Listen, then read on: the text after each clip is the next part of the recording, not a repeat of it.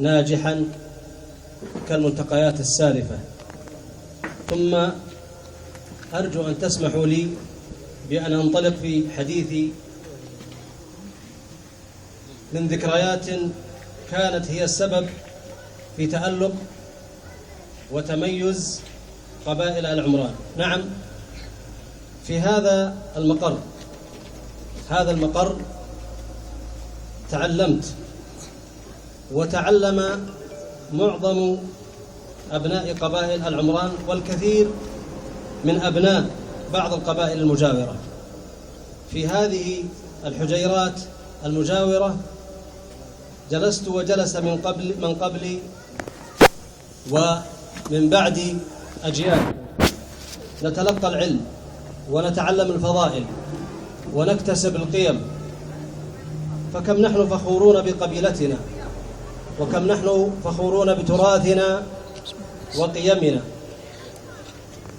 وبهذا المقر الذي تحول بفضل الله ثم بجهود المعادن الثمينة التي أنتجتهم هذه القبيلة المتألقة، تحول هذا المقر من مدرسة لها تاريخها وفضلها إلى مقر يحتضن تراثنا من خلال ما يحتويه من قطع أثرية زراعية وصناعية وتجارية وعادات وتقاليد لأنماط الحياة اليومية التي كانت سائدة، والبيع والشراء وغير ذلك مما يكتنزه هذا المتحف المتميز.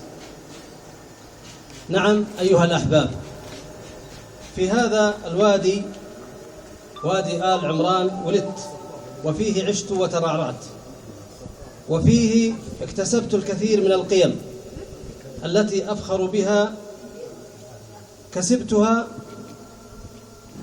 من آبائنا الذين لم يألوا جهدا في تربيتنا وإعدادنا لمعترك الحياة. وهذا حال معظم أبناء قبائل آل عمران. لم نكن نتلقى تلك التعاليم وتلك القيم والتوجيهات من الوالدين فقط، بل كان لكل رجل من الجماعة الحق في التدخل والإسهام في غرس القيم والتوجيه والمناصحة والمعاقبة إن لزم الأمر.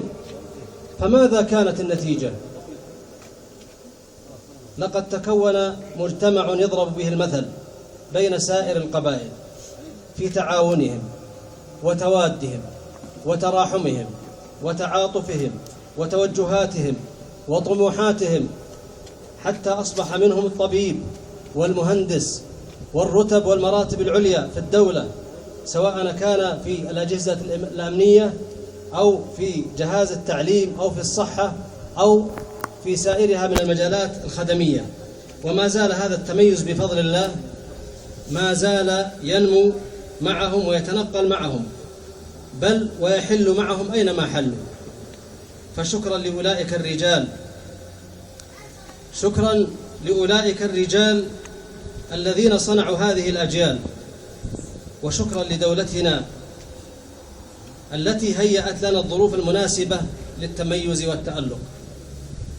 غفر الله لمن مات من أولئك الآباء ومتع بالصحة والعافية وحسن الخاتمة من بقي منهم.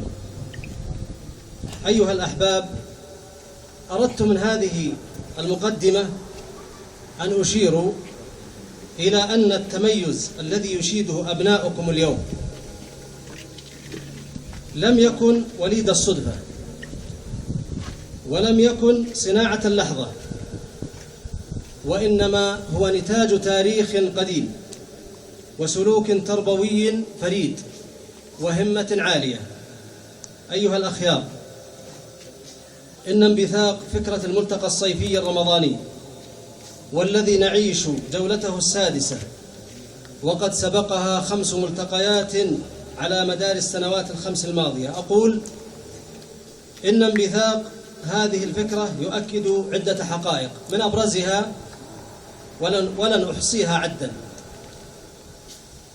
الأول، وعي حكومتنا الرشيدة حماها الله حينما تسمح بإقامة مثل هذه الملتقيات، وحرصها على تهيئة الفرص المناسبة لربط الناس بماضيهم وتراثهم التاريخي، وحرصها على الحفاظ على هوية هذه البلاد المباركة، وحفظ أوقات الشباب، وزيادة اللحمة بين أبناء البلد الواحد.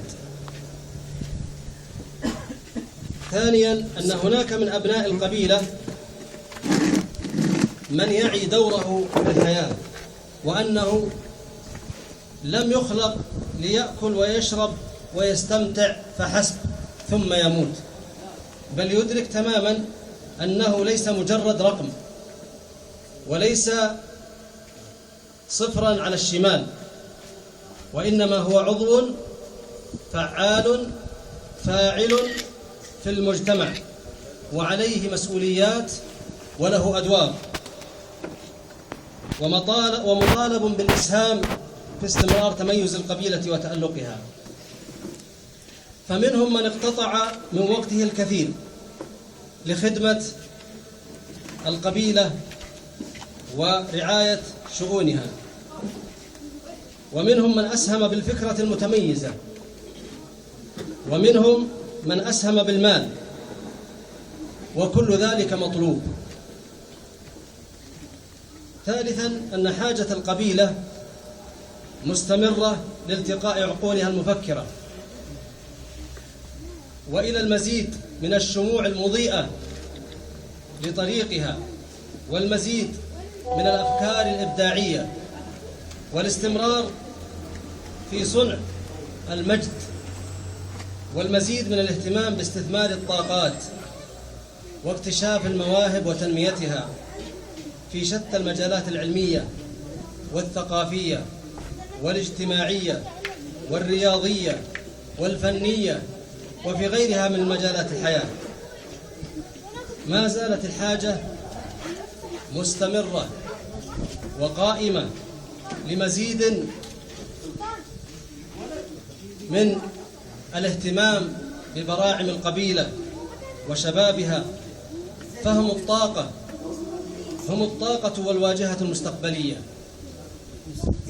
النقطة الرابعة أو المدلول الرابع من انبثاق مثل هذه الملتقيات، فكرة هذه الملتقيات، أن وجود بعض الأنشطة المصاحبة للملتقى هي بعض المؤكدات التي تؤكد ما تم طرحه سابقا، ومنها الانطلاق من هذا المتحف المتميز الذي نفخر جميعا به، ومنها المسابقات العلمية والثقافية كمسابقة عمران رحمه الله، ومسابقة محمد بن دوشار رحمه الله، والنشاط الرياضي المتمثل في اختراق الضاحية ودوري كرة القدم وغير ذلك من الأنشطة الاجتماعية والرياضية.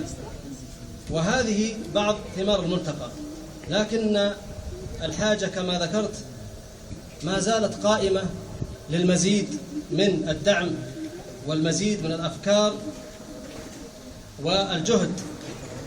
ما زلنا بحاجة لبذل مزيد من الجهد لتنظيم الوضع القائم وتطوير أداء الفرد، أي فرد من أفراد القبيلة، سواء أكان صغيرا أم شابا. هناك جوانب إبداعية كامنة في نفوس الشباب، إن لم تجد من يرعاها ويكتشفها قبل الرعاية ويحرص على نموها ضاعت وانهدرت، وخسرنا جانبا مهما من طاقة الشباب. ختاما أيها الأحبة، الشكر كل الشكر للقائمين على الملتقى منذ أن نشأ فكرة إلى أن أصبح واقعا يتكرر في كل عام. ولا أريد أن أحصر بالأسماء لأنهم كثر، وأخشى أن يسقط اسم أحدهم فأهضم حقه، لكنهم شموع مضيئة وبارزون ومعروفون. كل الشكر والتقدير لكل فرد من القبيلة أحس بدوره وقام بمسؤولياته تجاه قبيلته.